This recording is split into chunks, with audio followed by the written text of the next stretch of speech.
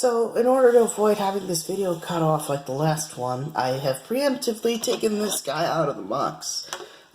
Yeah, so sorry if this isn't much of an unboxing, so much it is me talking about the Growl Indoraptor. I have no idea why I kept saying the M, like Indominus Rex, when they clearly taken it out. I guess I'm still stuck on him, being, well, too related to the Indominus Rex, but, the Indoraptor, the Grab and Growl one, is different from the basic Indoraptor figure that Mattel made, in that he is electronic. That's right, an electronic Jurassic Park toy. Those go all the way back to the very 90s when Jurassic Park first came out.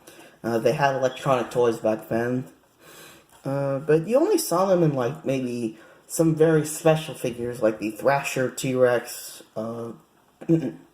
the Command Compound, and stuff like that. It wasn't until the Lost World toy line where they started putting like a lot of battery-operated functions, even in stuff like the Jungle Cruiser, which for years I mistook for the Land Cruiser. I don't know why, but I actually had that when I was a kid.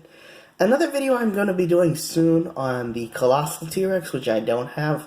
I'm going to be bringing up a lot of reference photos and I guess you could say information because it has a lot to compare to the older line, and I kind of wish I had for comparison's sake, but I'm not that kind of video. But yeah, at least there's nothing I can think of anyway that we'd have to reference when compared to this Indoraptor here. This is a highly articulated figure, and it's actually because it's got a function. The tail back here serves three features in one. You can use it kind of like the control rod for animatronic dinosaurs in the series proper. Animatronics usually have like a series of controls and rods that move them around, operate the hydraulics, the joints, the pivots. It's a lot of complex stuff that we don't have time to go into, but it kind of feels like a simplified version of that. And there's a button on the underside. I'm gonna try to talk over it.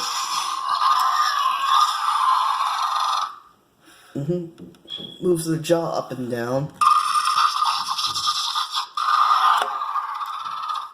which is where the comparison to the control rods for animatronics came from. And this one back here is the grab part.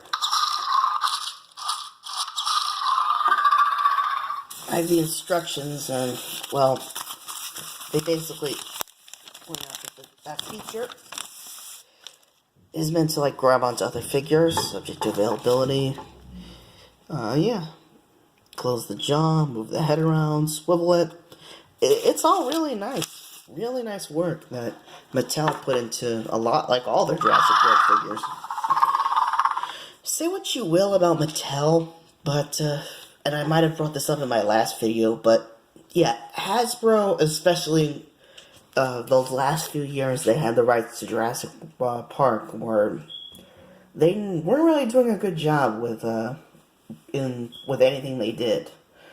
Now, after Jurassic Park 3 didn't really set the world on fire, like it wasn't bringing in the numbers the last two films had, or even the critical reception, and with the closure of Kenner, who made the first two toy lines into Hasbro, I can kind of see them sitting on their license, not really doing anything with it, because Universal wasn't. Jurassic World went into development hell, as they call it, for years, and they honestly couldn't get it off the ground almost 20 years after the first film was made. And even when they did actually start getting back into making figures again, they only released a few figures for the 20th anniversary in 2013, and the Jurassic World stuff from Hasbro, if I could get my hands on it, I'd probably do a video if only to show that they really have lost their touch.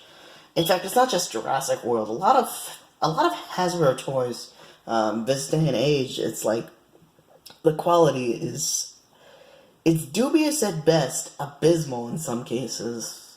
Like I could bring up a T-Rex figure that they made for what was it, the Thrashing Rat T-Rex, something like that? The color scheme was just ugly and muted. And the thing is, the way it was, you could probably, as you can see, this is a pretty well-made figure. It's all in one piece. It's got no screw holes, which would be visible if they... Yeah, screw holes on some toys, usually Chinese knockoffs, I'm not kidding, are done to save plastic, because it actually uses less plastic to fill them all in, or mold figures out of one solid piece. But Hasbro, if you took a lot of their figures out of their boxes and turned them around to the sides you wouldn't see until after you purchased it, you'd see that it was full of screw holes. The holes, you could see the heads of the screws inside, and it was just a mess. You would not expect that from a major toy company. You'd expect that from people making knockoffs or bootlegging them to save because they don't have the same money or resources to make figures as good as mainstay companies. That's why I honestly said that Mattel really is doing a nice job.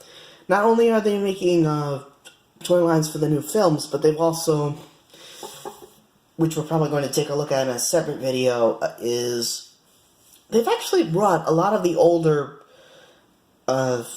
back into the limelight, back into the mainstay. They've made figures based on characters from the original films, which have very good likenesses to the actors.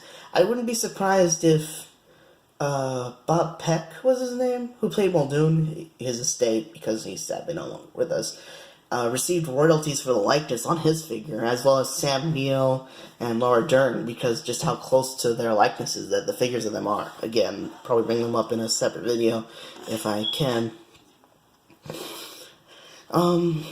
And they've also, again, another video on its own, we're probably going to take a look at, are the Matchbox line of vehicles.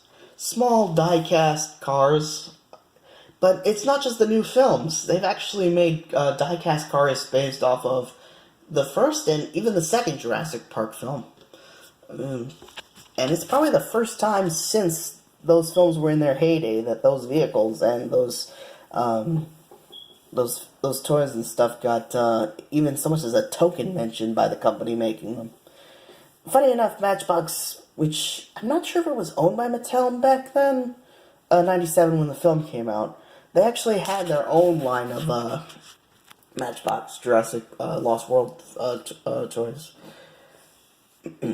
Basically miniature playsets that could go with die-cast cars that they were making, as opposed to the action figure and large-scale toys that Kenner was making at the time.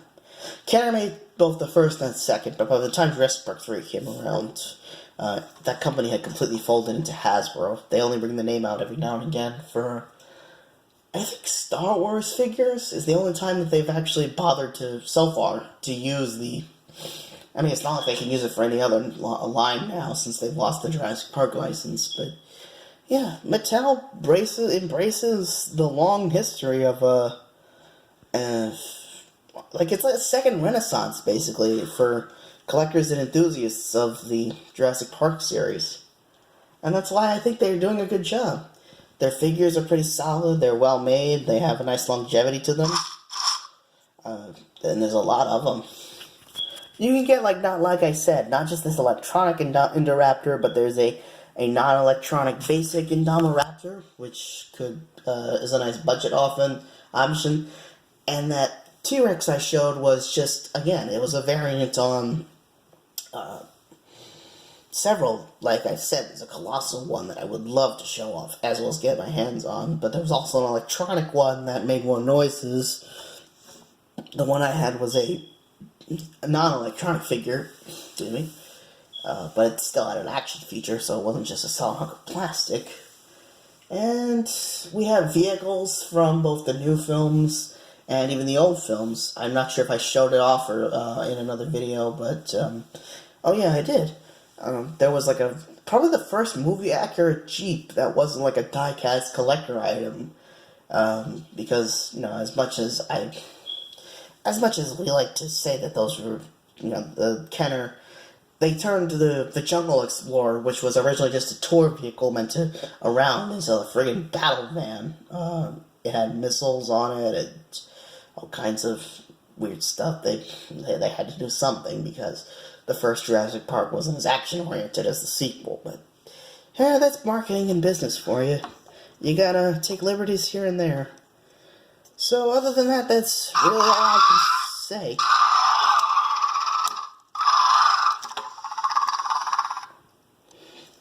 Thank you all for watching. I hope you found this informative, and have a nice day.